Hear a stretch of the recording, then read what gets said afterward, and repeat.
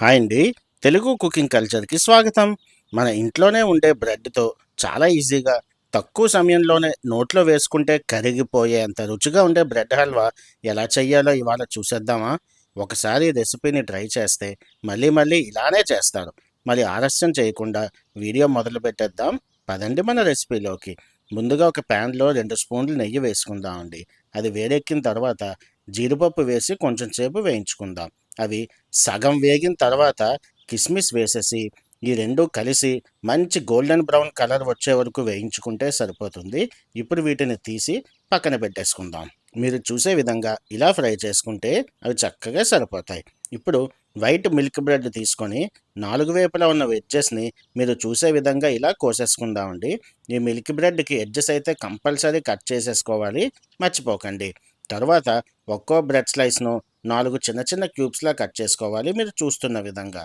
ఇలా మనం కట్ చేసుకోవడం వల్ల అవి ఫ్రై చేస్తున్నప్పుడు సమానంగా అన్ని వైపులా ఒకే మంచి క్రిస్పీ గోల్డెన్ బ్రౌన్ కలర్ వచ్చేలా ఫ్రై అవుతాయి.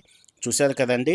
ఈ విధంగా ఇలా కోసుకుంటే మన బ్రెడ్ హల్వాకి ఇవి కరెక్ట్‌గా సరిపోతాయి. ఇప్పుడు ఒక ప్యాన్‌లో మన బ్రెడ్ ముక్కలు ఫ్రై అవ్వడానికి సరిపడా నూనె వేసుకొని అది వేడెక్కిన తర్వాత మనం కట్ చేసుకున్న బ్రెడ్ ముక్కలు మీడియం ఫ్లేమ్‌లో మీరు చూసే విధంగా ఇలా ఈ ప్యాన్‌లో వేసేసుకొని మంచి గోల్డెన్ బ్రౌన్ కలర్ వచ్చే వరకు ఫ్రై చేసుకోవాలి. మంట ఎక్కువగా ఉంటే బయట మాత్రమే వేగి లోపల సరిగ్గా వేగవు. అలాగే తక్కువగా ఉంటే ఆయిల్ పీల్చేస్తాయి. కాబట్టి మీడియం ఫ్లేమ్‌లోనే ఇలా ఫ్రై చేసుకోండి చక్కగా సరిపోతుంది. ఇప్పుడు ఒక కడాయి తీసుకొని అందులో 1:30 గ్లాస్ నీళ్లు వేసుకుందామండి. అది లైట్‌గా మరిగిన తర్వాత ఒక గ్లాస్ పంచదార కూడా వేసేసుకుందామండి. పంచదార వేసిన తర్వాత ఒక్క 2 మినిట్స్ అలా హై ఫ్లేమ్‌లోనే ఉంచి ఇప్పుడు అందులో ఒక్క స్పూన్ ఇలాచీ పౌడర్ కూడా వేసేసుకుందామండి.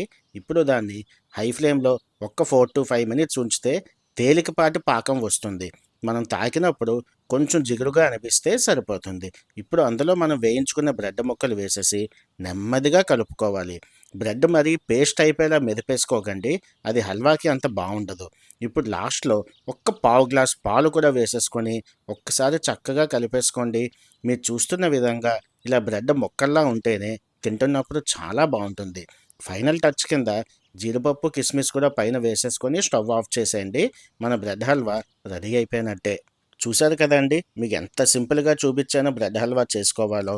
ఈ రెసిపీ గాని మీకు నచ్చితేనే ఒక లైక్ చేసి, మా తెలుగు కుకింగ్ కల్చర్ ఛానల్‌ని సబ్స్క్రైబ్ చేసి, ఇలాంటి మరిన్ని సింపుల్, టేస్టీ తెలుగు వంటల కోసం మమ్మల్ని ఎంకరేజ్ చేస్తారని ఆశిస్తున్నాను. మరొక మంచి రెసిపీతో మళ్ళీ మీ ముందుకొస్తాను. అంతవరకు సెలవండి. ఉంటాను మరి. Signing off from Telugu cooking culture.